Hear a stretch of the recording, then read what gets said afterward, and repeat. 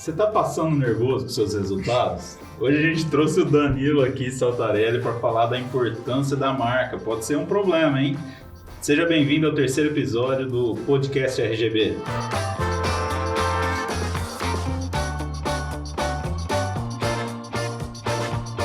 Pessoal, estamos aqui com o Danilo. O Danilo é diretor da Fusion Creative Studio, uma empresa que também é do grupo RGB. E os caras são fera no desenvolvimento de marca. Ele é o cara, o branding man da Fusion, né, Danilo? E ele vai se apresentar, contar um pouquinho da história dele, tanto no meio profissional, o que ele já teve de experiência. A gente vai discutir aqui um pouquinho da importância, não, um pouquinho não, espero que bastante, né? Da importância de você cuidar da sua marca, da imagem e tudo mais. Seja bem-vindo, Danilo. Obrigado. Eu sempre desenhei desde criança. Não é um requisito para ser designer gráfico, mas ajuda ou pelo menos no interesse do assunto. Então eu vim do grafite, né? Eu fazia grafite na rua e tal. Meu primeiro contato com arte. E eu comecei a ter interesse nessa parte. Comecei a descobrir o Photoshop, né? Um amigo meu e tal. E nem conhecia muito do design gráfico, não sabia muito bem o que se tratava. Eu fui numa entrevista de emprego em outro lugar. E aí o cara viu lá meu histórico, falou, tá fazendo aqui, né? É outra coisa. E o cara virou e falou assim, ó, tem essa empresa aqui? Me passou um cartão da RGB. Manda currículo lá. E aí eu tô aqui hoje por causa disso. Eu trabalhei 6 anos com a RGB diretamente.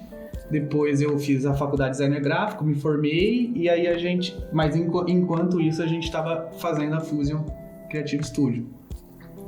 E na faculdade eu tive um choque, assim, com design gráfico, apesar de já ter trabalhado na área, mas foi assim, abriu a cabeça e me interessou muito. Fiz na Barão. Na Barão, bacana.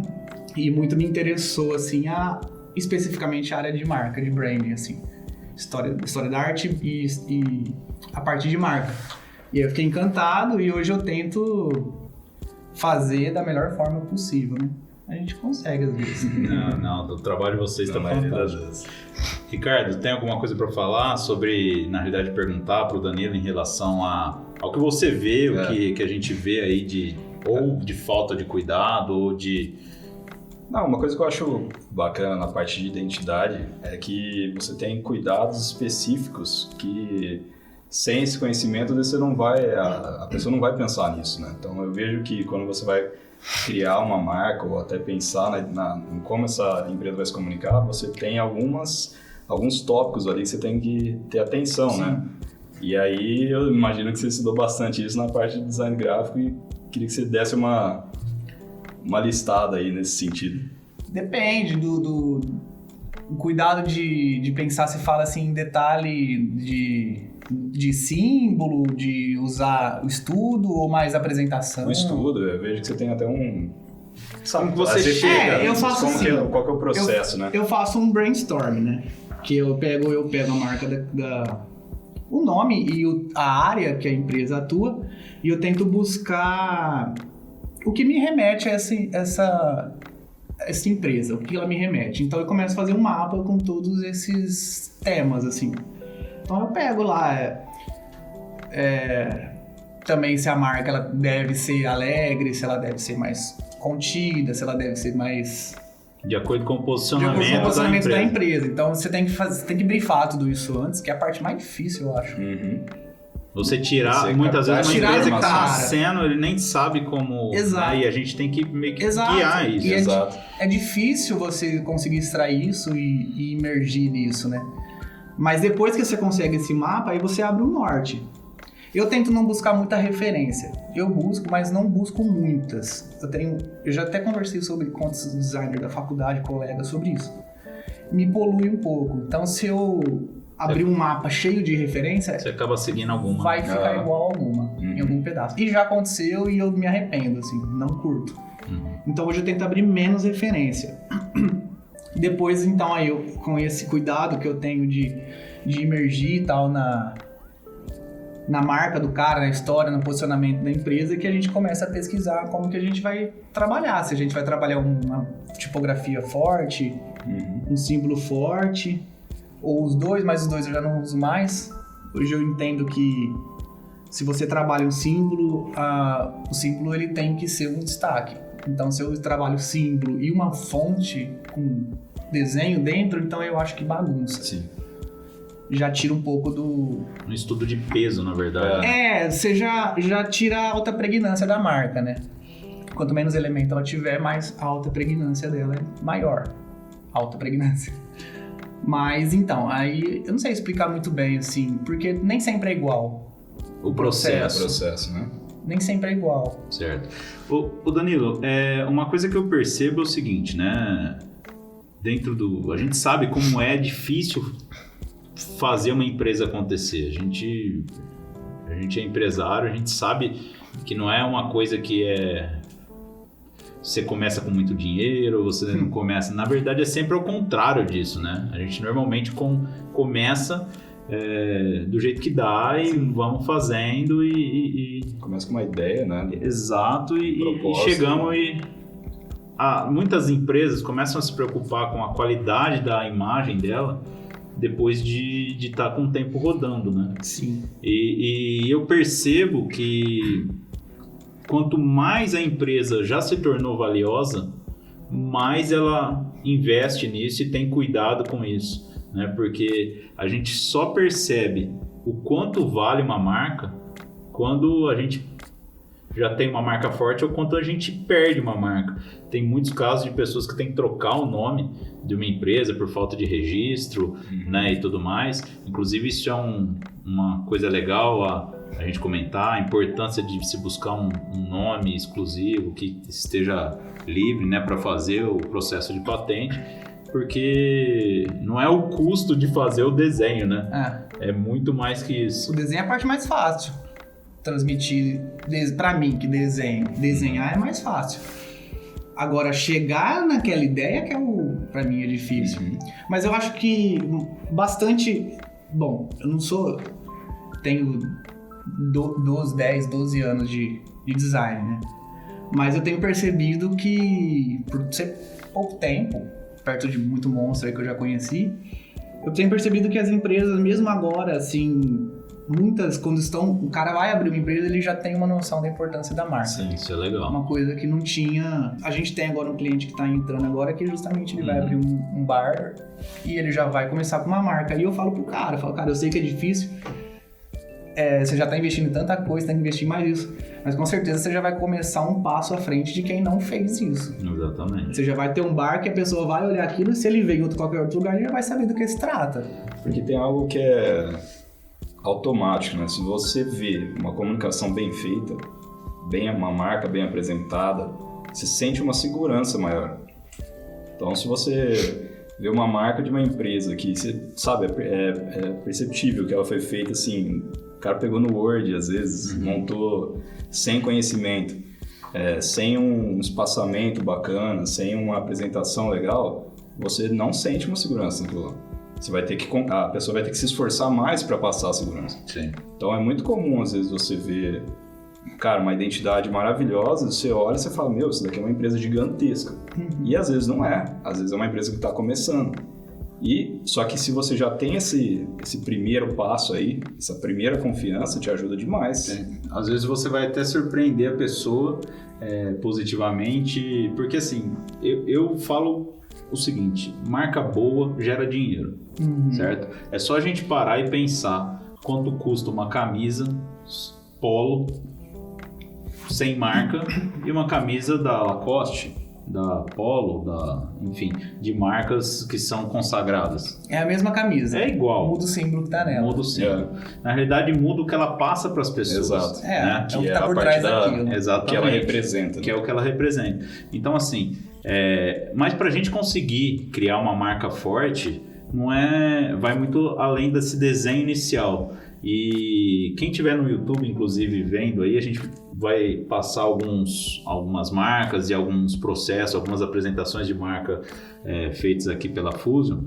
E para vocês terem uma noção de como entrega esse trabalho, né? Porque a gente fez uma reunião aí com um cliente, onde eu, aliás, parabenizo a apresentação que foi feita, que a gente deixou o cliente numa saia justa, né? Com as opções que a gente deu, ele não sabia o que ele escolhia, né? De tão boas que ficaram as marcas. E ainda bem que ele foi na nossa, né, Danilo? Que acontece também, né? Às vezes de apresentar mais de uma e a gente... Não é uma coisa que eu faço muito, normalmente eu apresento uma só. Agora, quando surge mais ideias, assim, que eu acho que tem potencial também, então eu acabo apresentando as duas e deixo o cliente escolher. Mas não é habitual, porque eu não gosto de pôr ele justamente nessa saia justa, de ficar em dúvida. Eu gosto de chegar pro cara e acertar, mostrar pro cara que a gente estudou aquilo e é aquilo que a gente chegou. Às vezes deixa o cara um pouco em dúvida em escolher, aí às vezes acontece do cara querer pegar isso dessa e pôr nisso dessa, e aí não funciona. Entendi. Porque ela chegou naquele resultado, a gente chegou num resultado não é à toa. Sim. Não foi juntando coisa. Então, foi tudo muito bem pensado. Então, quando esse aqui tira disso e põe nisso, já não funciona da forma que foi estudado para ser. Mas aí, às vezes, a gente não fala não pro cara, né? Sim. Às vezes o cara quer, a gente acaba cedendo. Também acontece. Sim, faz parte. Agora, por exemplo, eu queria que você falasse um pouco para as pessoas das validações que esses desenhos passam antes da gente dar essa arte, esse desenho e tudo mais como opção para o cliente. Porque uma das coisas que é mais comum de marcas mal concebidas, vamos dizer assim, é que ela não é aplicável, você não tem leitura, você tem um modo ideal de aplicação. Sim. E acabou, é aquilo ali. Eu faço uma série de testes, né? Agora eu tô fazendo enquete. Agora eu pego o logo, eu tiro o título, o nome, né? Tiro o nome da empresa para não entregar e eu faço uma enquete, mostrando um pouco o que essa marca te lembra. Agora mesmo com a que a gente tá fazendo agora, eu fiz isso. Mandei no Skype pra galera. Assim, o que essa marca te remete? Aí a pessoa, remete isso. Se eu ver que no saldo é positivo, eu falo, não, funcionou. Legal. Porque se eu mostrar um símbolo pra pessoa e ela sacar do que se trata aquele símbolo sem estar escrito o que aquela empresa faz, putz. Entendi. Excelente. É uma forma de validar isso. Agora, tem também aplicações, então você começa, eu principalmente faço muito mockup, né? Então eu saio aplicando em tudo, faço teste, vejo escala, tamanho, já aconteceu de criar uma marca e achar incrível. E na hora que eu fui reduzindo, você não lê. Não dava pra interpretar, então descarta, vamos pra próxima. Começa tudo de novo. Porque uma marca tem que ficar muito bem num outdoor. Sim. Cartão de visita, papel timbrado e uma assinatura de vídeo lá no cantinho. Exato. Com transparência, sabe? Sim, e tem todo o cuidado também dos canais, né? Sim. Se a marca vai para internet, se a marca vai ser impressa. Porque é a padronização que leva esse reconhecimento, né, Dani? E eu, quando entrego, eu oriento. Essa marca você vai usar dessa forma. Assim você não pode usar, senão não vai funcionar. Que é o caso do X lá. Esse interno, o pessoal não vai saber. Não sei se não, mas conta aí. A marca tinha um X, o Ricardo notou, eu fui mostrar, o Ricardo entrou no site e notou que o X pequenininho, ele lembrava um outro site de conteúdo adulto. Ele até assustou, achou que tava no site errado na hora do expediente. Coisa imprópria no horário. O que tá acontecendo aqui? E aí foi um problema. Não era a nossa marca, era a marca que o cara já tinha. Exato. Mas é um cuidado a se tomar para a próxima. De você ver, isso que é importante consumir conteúdo de todos os tipos. Exatamente. Senão você não ia ter essa sacada. Viu? Porque um dos detalhes quando vai para a internet é o ícone do site. O ícone que fica lá, que é muito pequenininho. E lá tem que ser legível. Por exemplo, que é a questão de validar essa marca. Se você pôr lá, ela sumir. Para quem não sabe, quando você abre um navegador, né? Chrome ou Internet Explorer, usem mais o Chrome. Quando você abre múltiplas abas, ele fica um ícone lá em cima para você conseguir identificar, mudar de aba, saber onde você estava, voltar pro site ou pro software, enfim, que você estiver usando, né? É desse ícone que a gente está falando aí. Esse que prejudicou a marca. Bom, e a questão que é legal, quem tiver aí, a gente já vai colocar aqui um exemplo, quem tiver no YouTube, quem tiver no Spotify ou outros canais, acessem aí o site fusionstudio.com.br para conferir o trabalho dessa galera. É a questão da unidade. Eu acho muito bacana quando a gente consegue ver toda uma papelaria da empresa e tudo está conversando, né? Isso é uma coisa que eu também passei a fazer com o tempo. Mesmo que hoje a gente praticamente não vende, a gente vende a marca, mas a gente não vai entregar só a marca. Porque na hora de apresentar isso para o cliente, ele tem que visualizar ela aplicada nas coisas. Porque a gente visualiza, mas às vezes o cliente não. Então a chance do cliente ver aquilo e achar e entender o que você quis passar é maior quando você tem um material de apoio. Aí nesse material de apoio a gente já entrega questão de cartão de visita, já faz a parte de papelaria, papel timbrado, assinatura de e-mail. Hoje mesmo eu faço até mais, faço já a sacola que o cara vai entregar de brinde pro cliente. Eu penso no que o cliente pode entregar de acordo com aquela marca. Às vezes nem o cliente imagina que ele poderia estar fazendo aquilo. Uhum. Então você tem agora uma agência de turismo, aí o cara tem aquela doleira que você se põe na cintura, que o cara carregar dinheiro, esse tipo de coisa. Então você começa a fazer e sugerir pro cara, fala assim, você pode fazer isso aqui para entregar pro seu cliente. Então além de ter um auxílio com a marca, o cara teve um auxílio ainda de como lidar, né? Não tô querendo ensinar o cara a fazer o que ele faz. Sim. Mas eu acho que a minha função é pensar nesses detalhezinhos também, como designer gráfico. Entregar muito mais ali do que às vezes o cliente está esperando. Como diria o Calabrese, um designer que eu conheci recentemente, que trabalhou com o Alexandre Vonner. Quando você pergunta pra ele, ele é um designer gráfico, mas quando você pergunta pra ele o que você faz, ele fala, eu sou um artesão. E eu achei muito poético, né? Porque é mais do que desenhar. É pensar em coisas assim e fazer como se fosse um artesão mesmo, tudo manualmente. E isso é uma coisa que não vai ter máquina que vai fazer. Não tem. Tanto que tanto que essa galera não usava a máquina. Assim, só no final mesmo. E eu tento... Pode ser um saudosismo meu, mas eu tento ainda desenhar tudo antes no papel. Eu faço o rascunho e tento já deixar o máximo dela pronta no papel, para depois passar pro digital. Porque a marca tem que ter história. E se eu fizer ela simplesmente abrir o Illustrator, fizer um círculo e não usar um compasso e não fazer aquilo no papel antes, eu não tenho uma história para contar daquela marca, né? Bacana. Sensacional, pessoal. Então, obrigado por acompanhar mais um episódio aqui do podcast RGB, hoje com o Danilo Saltarelli da Fusion Creative Studio, uma baita empresa. Conheçam, acessem o site deles e acompanhem mais os nossos conteúdos nas redes sociais da RGB, no YouTube e no Spotify. Compartilhe aí!